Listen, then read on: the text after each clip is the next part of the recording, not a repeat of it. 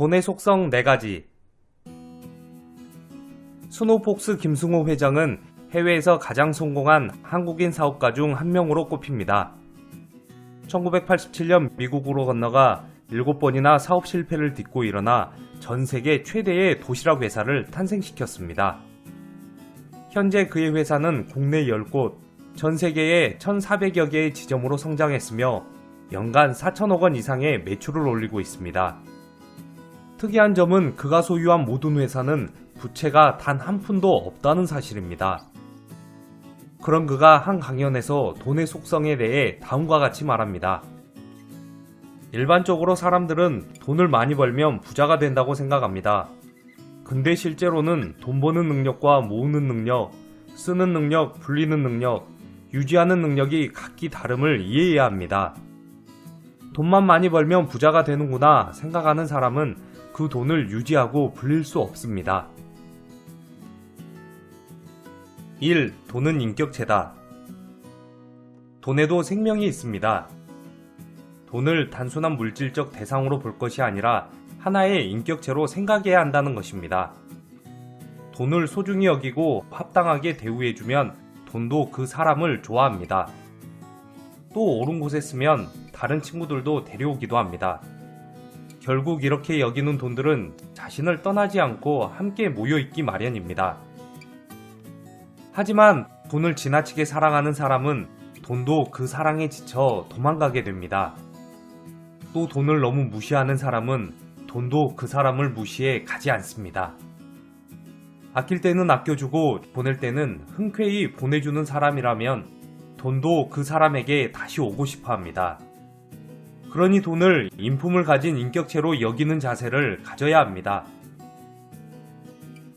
2. 돈은 중력과 같다.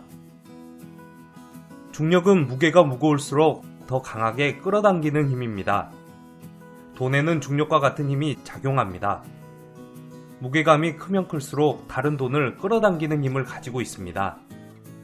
예컨대 우리가 10억을 목표로 할 때 먼저 1억이라는 돈을 모아야 합니다. 1억을 모을 때까지의 노력이 100이라고 가정할 때 사람들은 다음 1억을 벌 때도 똑같이 100의 노력이 들어간다고 생각합니다.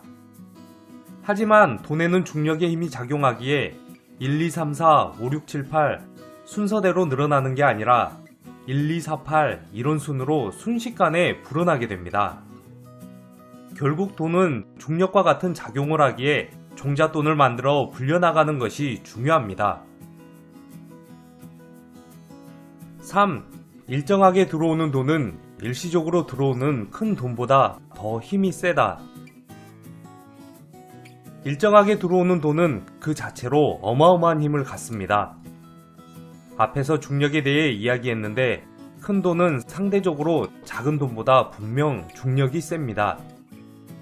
그런데 일정하게 들어오는 돈은 한 번에 몰려다니는 돈보다 힘이 셉니다. 예컨대 매달 100만원씩 버는 사람은 어쩌다 한 번에 1000만원씩 버는 사람보다 힘이 세다는 겁니다. 이를 캐시플로우, 즉 현금의 흐름이라 부르는데요. 일당으로 하루 30, 50만원 돈을 한꺼번에 버는 사람들은 구조적으로 돈을 벌 수 없습니다. 왜냐하면 일정하게 돈이 들어오지 않기에 이를 관리하고 모을 수 있는 능력이 부족해졌기 때문입니다. 일정하게 들어오는 돈은 그 돈 자체로 강력한 힘을 갖습니다. 일정하게 들어오는 돈은 조직화된 돈이고 그 돈은 다른 돈들을 이깁니다. 4. 고생해서 본 돈은 공짜 돈보다 힘이 세다. 현재 보여지는 가치가 동일한 돈일지라도 돈이 벌어지는 과정에 따라서 그 돈의 무게가 전혀 달라집니다. 예컨대 고생해서 본 돈의 무게가 100kg이라고 한다면 누군가가 준 돈은 1kg도 안 되는 것입니다. 갑자기 복권 당첨이나 땅값이 올라 큰 부자가 되더라도 꾸준히 모은 적금하고는 전혀 다른 가치를 가지고 있는 것입니다.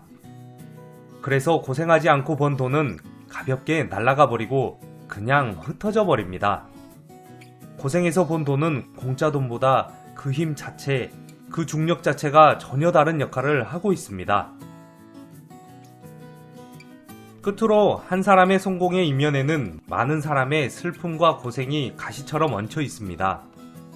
가시를 다독이지 않으면 결국 그 가시는 내 몸을 찌르게 되며 많은 돈을 벌더라도 다시 흩어져 버립니다.